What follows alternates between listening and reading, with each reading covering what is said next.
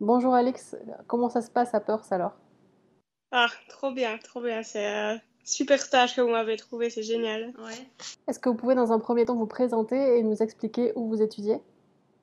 Ouais, donc j'étudie le Travel and Tourism Management à Louvain-la-Neuve, en Belgique. C'est un cursus de 3 ans. En première année, on a des cours d'événementiel, hôtellerie et tourisme. Et alors, à partir de la deuxième année, on doit choisir une des trois branches. Et la troisième année, ensuite, correspond à un stage de 6 mois. Donc, j'ai commencé ça il y a 2 ans et demi maintenant et je suis en dernière année. Euh, ouais, donc pour clôturer ces 3 années, il fallait trouver un stage, pas spécialement à l'étranger, mais bon, en tourisme management, les trois quarts de la classe sont à l'étranger forcément.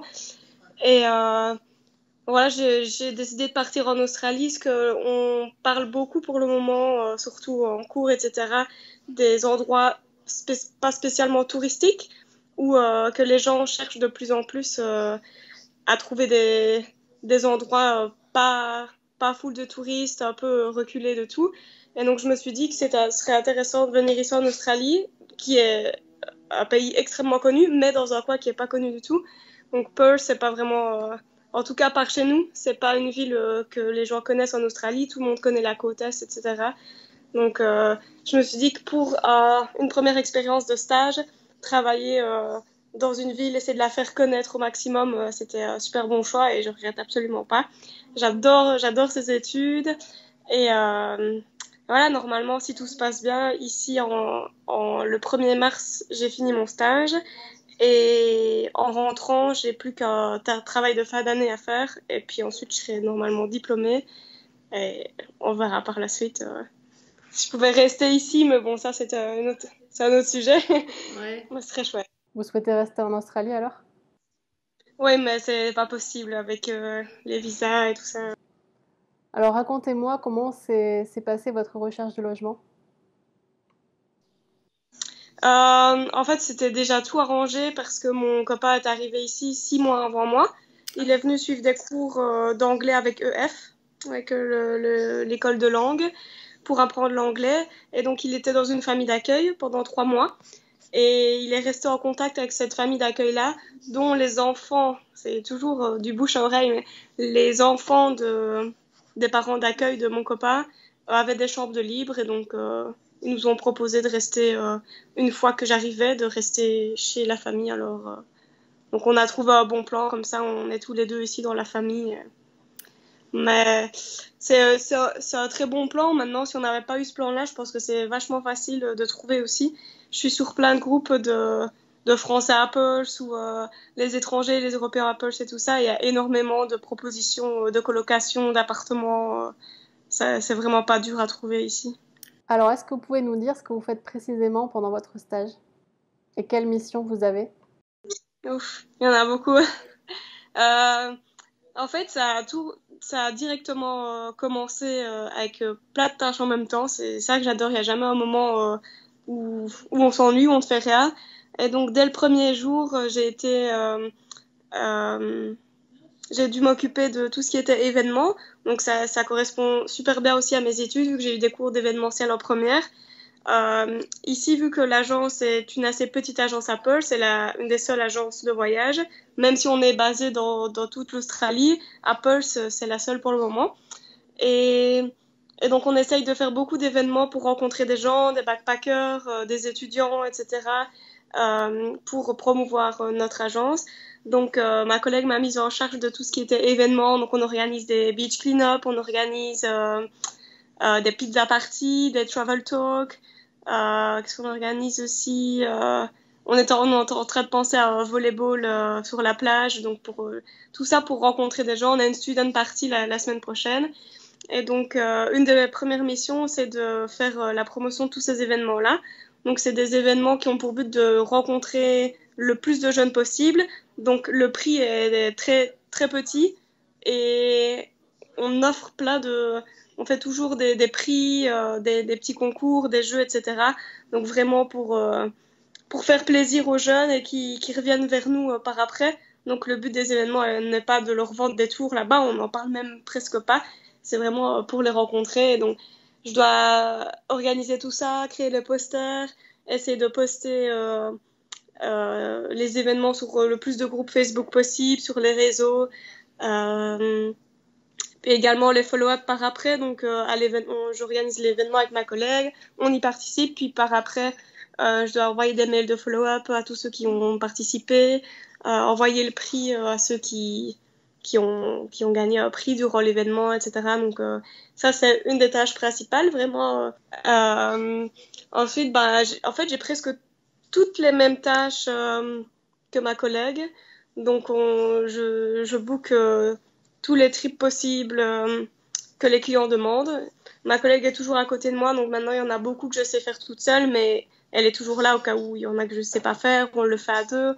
Ou quand j'ai pas beaucoup de travail, je reste à côté d'elle pour l'écouter, faire la réservation avec le client. Donc c'est, j'ai les mots en anglais qui viennent, mais c'est, comment dire, ça m'apporte énormément d'être tout le temps avec elle parce elle connaît l'Australie comme sa poche, donc c'est génial.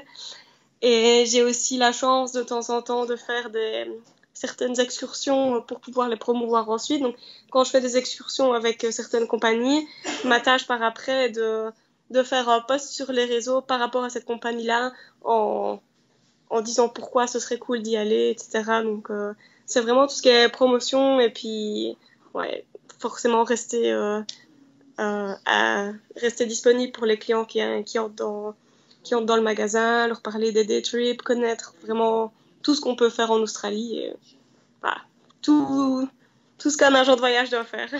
Et qu'est-ce que vous vendez le plus? Des trips à la journée pour les Pinnacles, par exemple? Ou est-ce que vous vendez des tours de 10 jours vers le Kimberley ou vers Broome?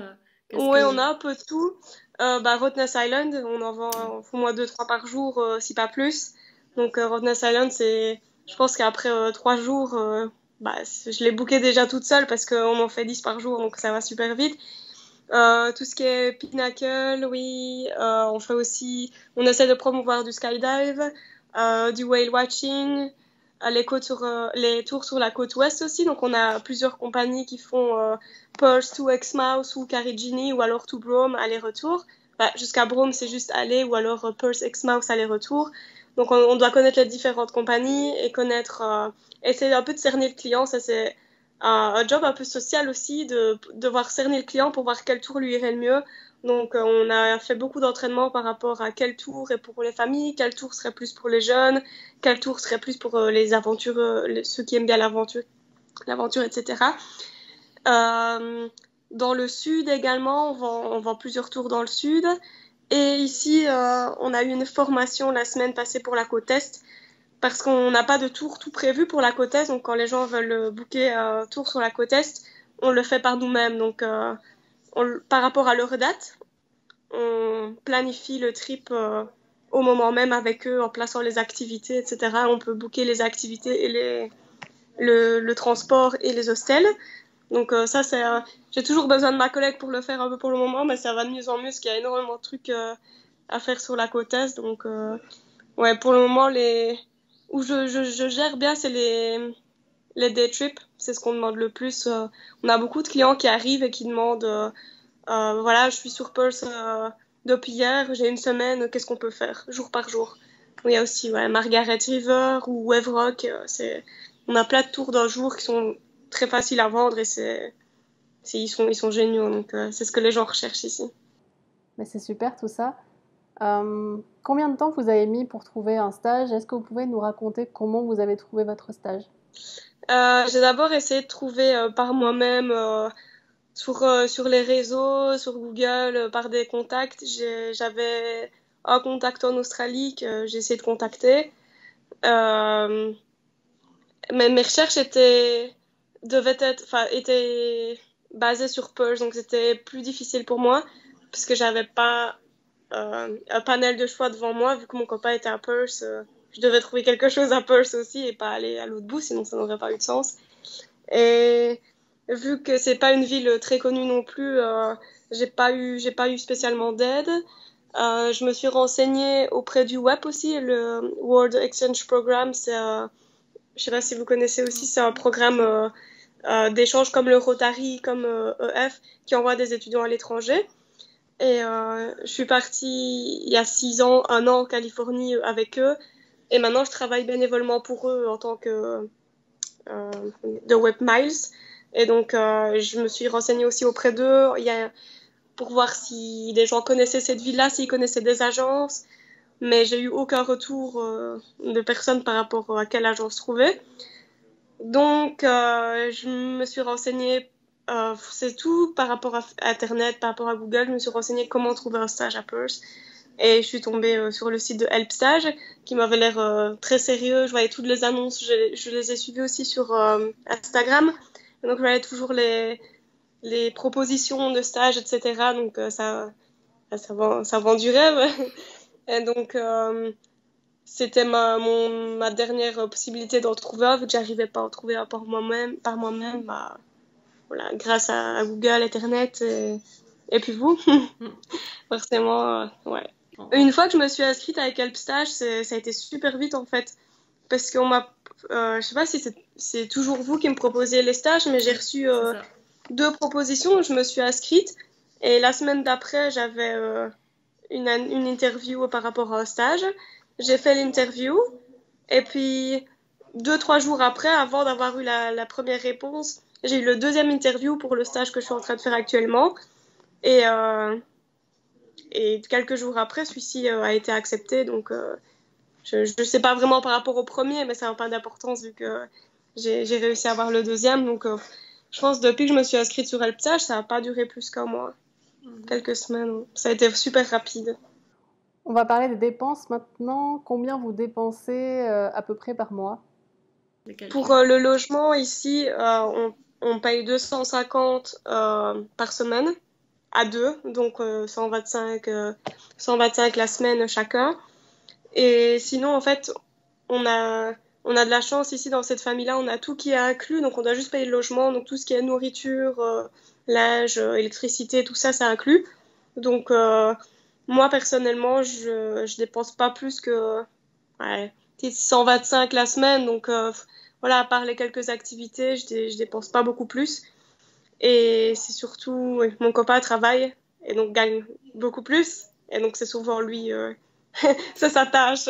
Ouais, j'ai pas énormément à payer. Ce qui m'a coûté le plus, c'était avant, donc pour le stage, le visa, les billets d'avion.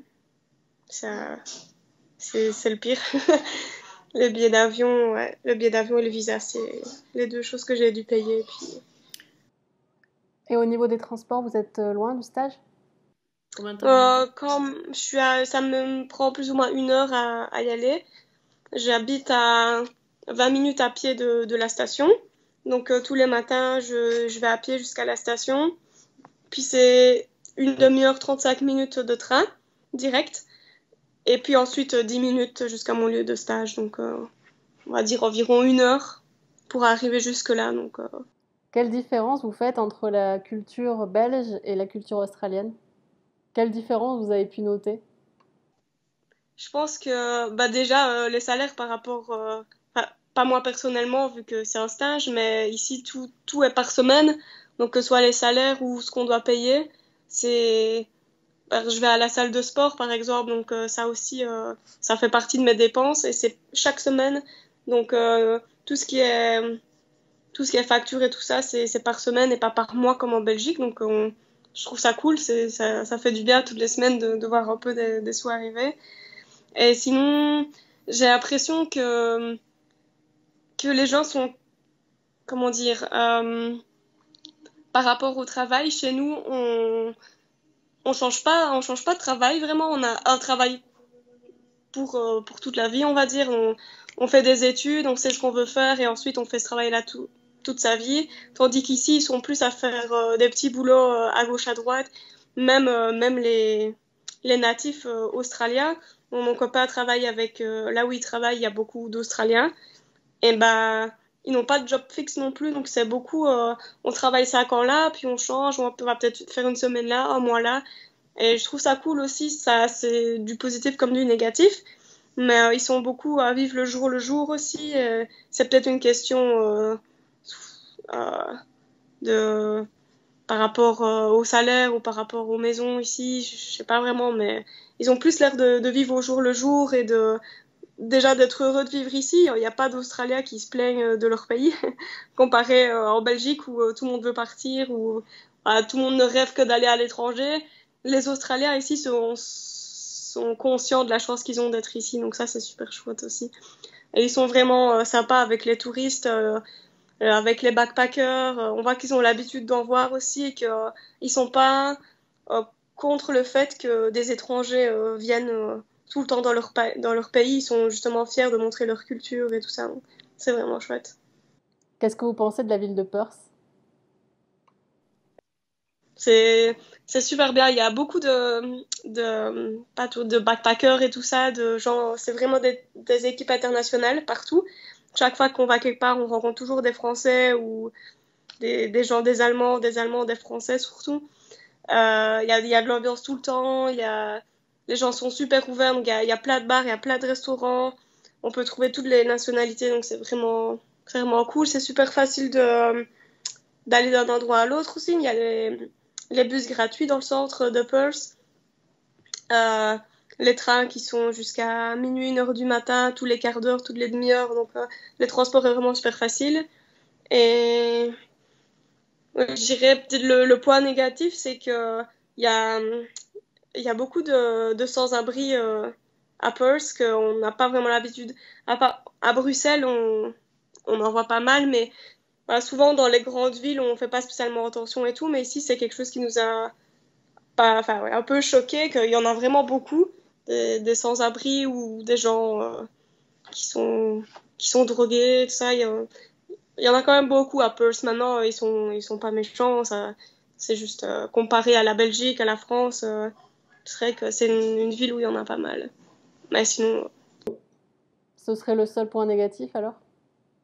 le prix aussi, le prix, je suis jamais allée encore sur la côte Est, donc je sais pas par rapport aux villes comme Sydney, Melbourne et tout ça, mais c'est vrai que le prix à Perth est quand même cher. Si on veut sortir, boire un verre et qu'on n'a pas de bon plan, ça revient vite cher. Si on veut aller manger au restaurant, c'est qu'on a l'habitude d'y aller peut-être une fois la semaine en Belgique, que ici c'est une fois par mois, même pas. Je crois ouais. Ça fait 3 mois, on y a été 2 fois.